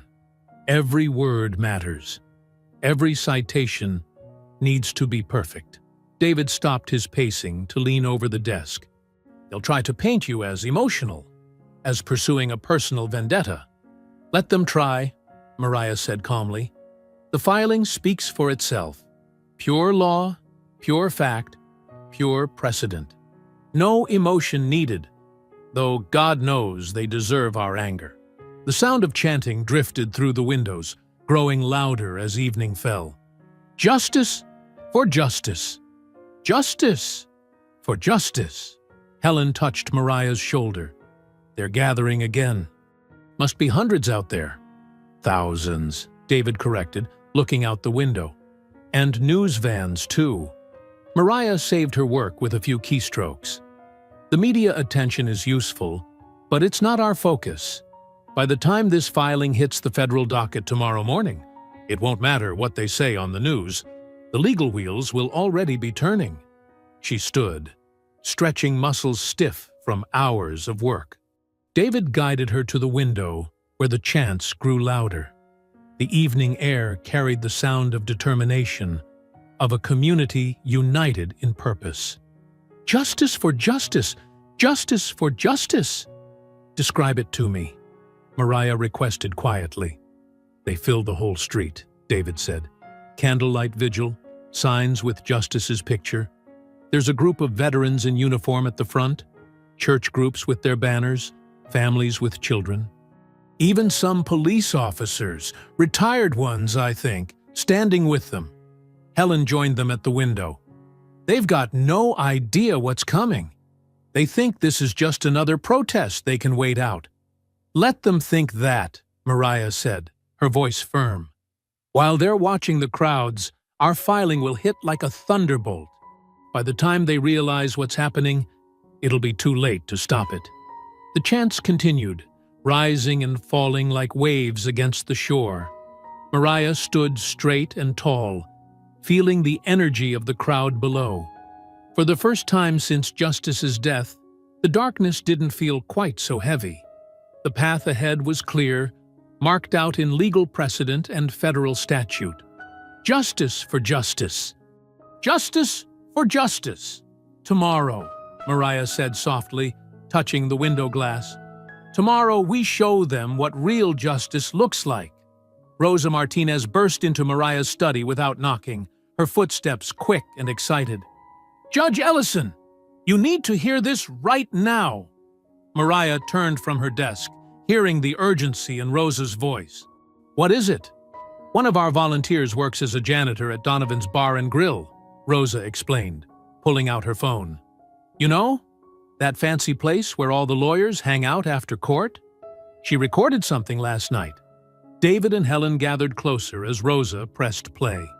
Judge Alan Rourke's smooth voice filled the room, slightly slurred from expensive whiskey. "Don't worry about Mariah's little crusade, Mark. I've got it handled." Rourke's familiar laugh carried through the recording. "She thinks she's so clever with this federal filing, but I've already called in favors. We'll bury it in procedural motions until everyone forgets." Officer Keller's distinctive sneer followed. "Better work fast. These protesters aren't going away. Please. I mentored her, remember? I know exactly how she thinks. By the time she realizes what's happening, the statute of limitations will have run out. Your pension is safe." Mariah's hands gripped her desk, knuckles white. The betrayal cut deeper, hearing it so raw and unfiltered. "The recording goes on for 10 minutes, Rosa said. They get even more specific about how they're planning to obstruct justice. And there's no question, it's them. You can see them clearly in the security footage from the bar." Helen's chair scraped back. "This changes everything. Conspiracy to obstruct justice, caught on tape. The Bar Association will have to act." "Not just the bar," David added, already dialing his phone. "This is exactly what we needed to force federal oversight. I'm calling the Civil Rights Division right now." Rosa was already posting the recording online, her fingers flying over her phone. "Going live in 3, 2, 1. The response was immediate. Within minutes, their phones started buzzing with notifications, news alerts, text messages, calls from reporters.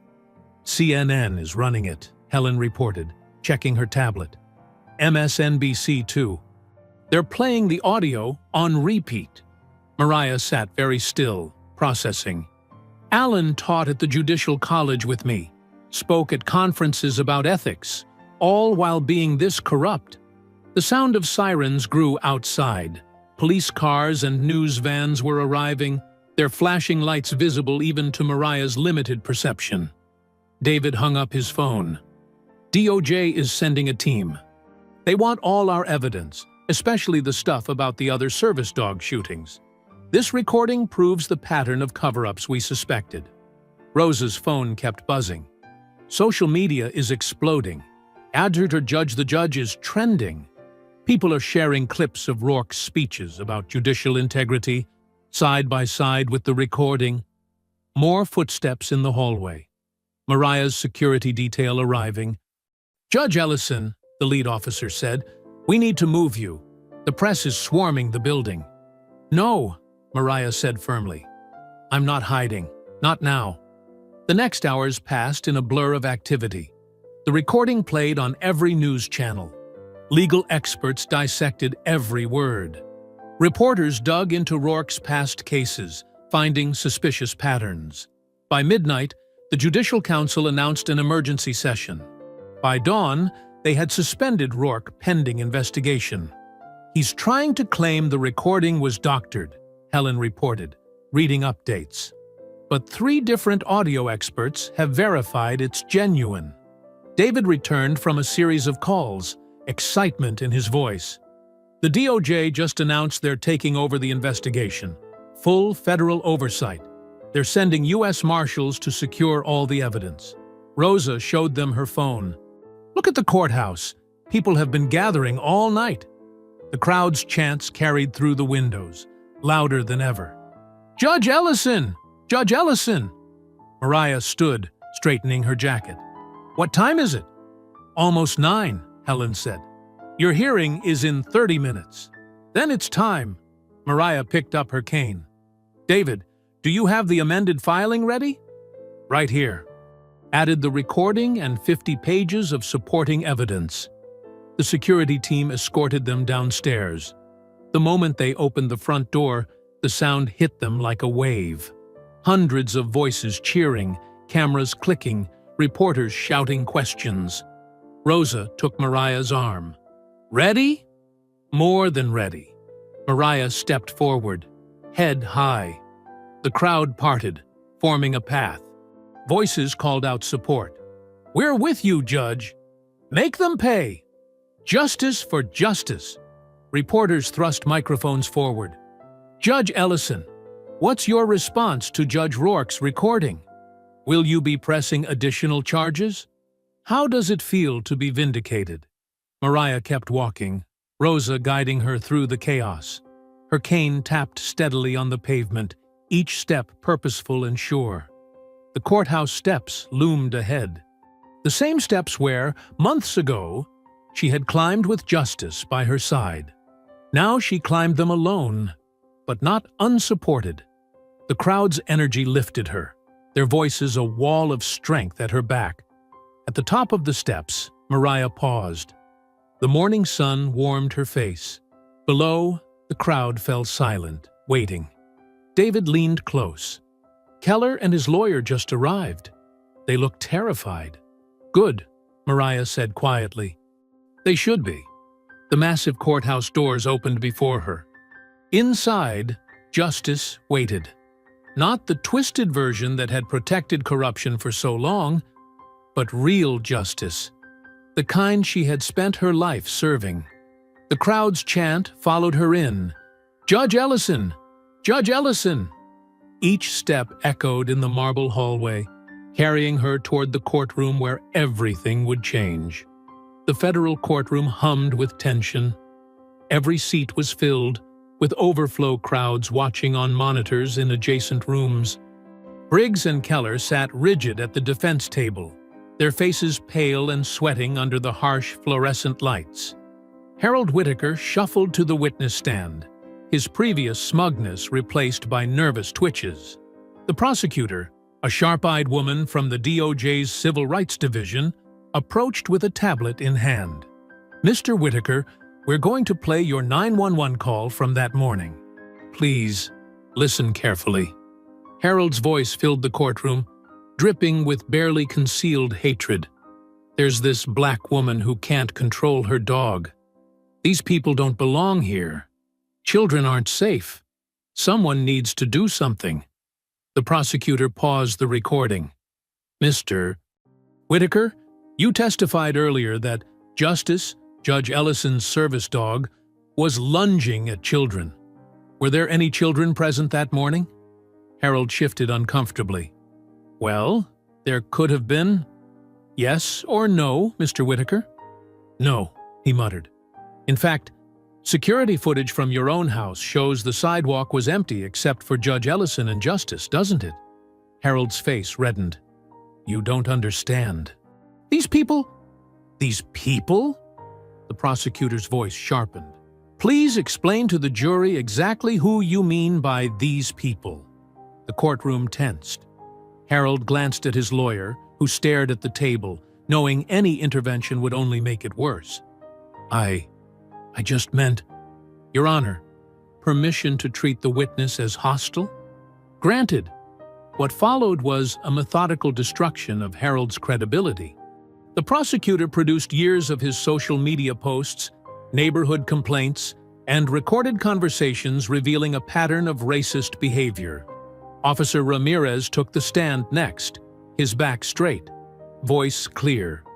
The bogus charges against him had been dropped that morning. "Officer Ramirez, please describe what you saw on Officer Briggs's unedited body cam footage." Justice was calm, following all commands. He moved in front of Judge Ellison protectively, but never aggressively. Officer Briggs shot without provocation. And after the shooting? Officer Keller laughed. He said, and I quote, "One less problem in the neighborhood." Keller's attorney objected, but the damage was done. The jury's faces showed their disgust. The evidence mounted hour after hour. Internal affairs documents revealed systematic cover-ups. Text messages showed Keller coordinating with Judge Rourke to obstruct justice. Financial records exposed the police union's slush fund for settling misconduct cases. When the verdict came 3 days later, it was unanimous. Briggs and Keller, guilty on all counts. Civil rights violations, conspiracy, obstruction of justice. The judge's voice rang out. "Officer Briggs, Officer Keller, please rise." They stood, shoulders slumped. "This court sentences each of you to 15 years in federal prison. Your pensions are revoked. You will never work in law enforcement again." The gallery erupted in cheers. The judge continued through the noise. Furthermore, this court finds that the police union acted as a criminal enterprise under RICO statutes. All assets are frozen pending further investigation. Harold Whitaker wasn't in court to hear his fate. He'd fled town the night before, but it didn't matter. Civil rights organizations had already filed a dozen lawsuits. His face was plastered across national media as the epitome of racist vigilantism. Outside the courthouse, the crowd swelled into thousands. Signs waved, "Justice prevails," and "Thank you, Judge Ellison." Mariah emerged with her legal team. The sun warmed her face as tears streaked down her cheeks. Rosa squeezed her arm. "They're all here for you," Rosa whispered. "Every person you inspired to stand up against corruption." The chants grew louder. "Justice! Justice! Justice!" Each chant hit Mariah's heart like a wave. She thought of her faithful companion, gone but not forgotten. The system had tried to break her, to silence her, to make her doubt herself. Instead, she had broken the system's grip on power. David touched her shoulder. "The DOJ is announcing a national review of service animal shootings. They're calling it the Justice Initiative." Helen added, "The state bar just disbarred Rourke. Every case he touched is being reviewed." The crowd's energy surrounded Mariah like a warm embrace. For the first time since that terrible morning, she felt something beyond grief, beyond anger, beyond determination. She felt justice. Real justice. The kind that changes systems, not just punishes individuals. The kind that honors a faithful companion's sacrifice. Weeks passed like gentle waves washing away the sharpest edges of grief. Mariah stood in the training center's sunlit courtyard, her heart beating faster as soft paws padded across concrete. The trainer, Sarah, guided a young German shepherd toward her. "Judge Ellison, meet Honor. He's 2 years old and completed his advanced service training last week." Mariah knelt, extending her hand. Honor's wet nose touched her palm, followed by a gentle lick. His fur felt silky beneath her fingers as she traced the shape of his head, his ears, his strong shoulders. "He's beautiful," Sarah said softly. "Black and tan, just like Justice was. But he has his own personality, gentle, intuitive, and incredibly focused." Tears welled in Mariah's eyes as Honor pressed closer, as if sensing her emotion. The dog's warmth against her leg felt both familiar and new, like coming home to a house that had been carefully rebuilt. "Honor," Mariah whispered, testing the name on her tongue. The dog's tail wagged, thumping against her side. Sarah guided them through their first training session together. Honor responded to commands with precise attention, moving in perfect sync with Mariah's movements. When they practiced street crossing, his body positioned exactly where Justice used to be, Mariah felt a piece of her heart click back into place. That same afternoon, her phone buzzed with news that made her grip Honor's harness tighter. Congress had passed the Justice Act. The legislation, named after her fallen companion, created strict federal oversight of any cases involving service animals. It also established new protections for disabled individuals facing discrimination or police misconduct. The vote was overwhelming, David told her over the phone. Your story changed minds. Even politicians who usually block reform couldn't ignore this. The next morning, Mariah prepared to return to court for the first time since the trial. Honor's harness jingled as she attached it, the sound both different and right. She straightened her judge's robe, feeling its familiar weight settle on her shoulders. Outside the courthouse, a crowd had gathered. Not protesters this time, but supporters. Their cheers rolled up the steps like thunder as Mariah emerged from her car. Honor stood steady beside her, alert but calm. "Judge Ellison! Judge Ellison!" She recognized Rosa's voice in the crowd, then Helen's, then others, neighbors, activists, fellow judges who had stood with her. Their support wrapped around her like a shield. The first step felt momentous. Honor moved with perfect precision, matching her pace. Another step, then another. The marble stairs that had once felt like a mountain now rose before her like a path to victory. Reporters called questions. "Judge Ellison, how does it feel to return? What message do you have for other victims of police misconduct? Will the Justice Act prevent future tragedies?" She kept walking, Honor's harness firm in her grip. The dog navigated her past the press with gentle guidance, just as justice had done countless times before. Halfway up, a young girl's voice cut through the noise. "Thank you for not giving up." Mariah turned slightly, smiling in that direction. More voices joined in. "Welcome back, Your Honor. Justice lives on. You showed them they can't break us." The courthouse doors waited above, their familiar presence drawing her forward. Honor's steps remained steady, his training impeccable. Yet there was something more, a connection growing with each shared moment, each synchronized movement. At the top of the steps, Mariah paused. The morning sun warmed her face as the crowd's energy swelled around her. Honor stood perfectly still, waiting for her signal. She reached down, running her fingers through his fur, feeling the strength and loyalty in his presence. "Justice lives on in you," she whispered. Her words meant only for Honor's ears. The dog pressed closer, as if making a promise of his own. Together they faced the courthouse doors, not as replacement for what was lost, but as something new born from the ashes of injustice. Honor's harness was steady in her hand as they took the final steps forward. I hope you enjoyed that story. Please share it with your friends and subscribe so that you do not miss out on the next one. In the meantime, I have handpicked 2 stories for you that I think you will enjoy. Have a great day.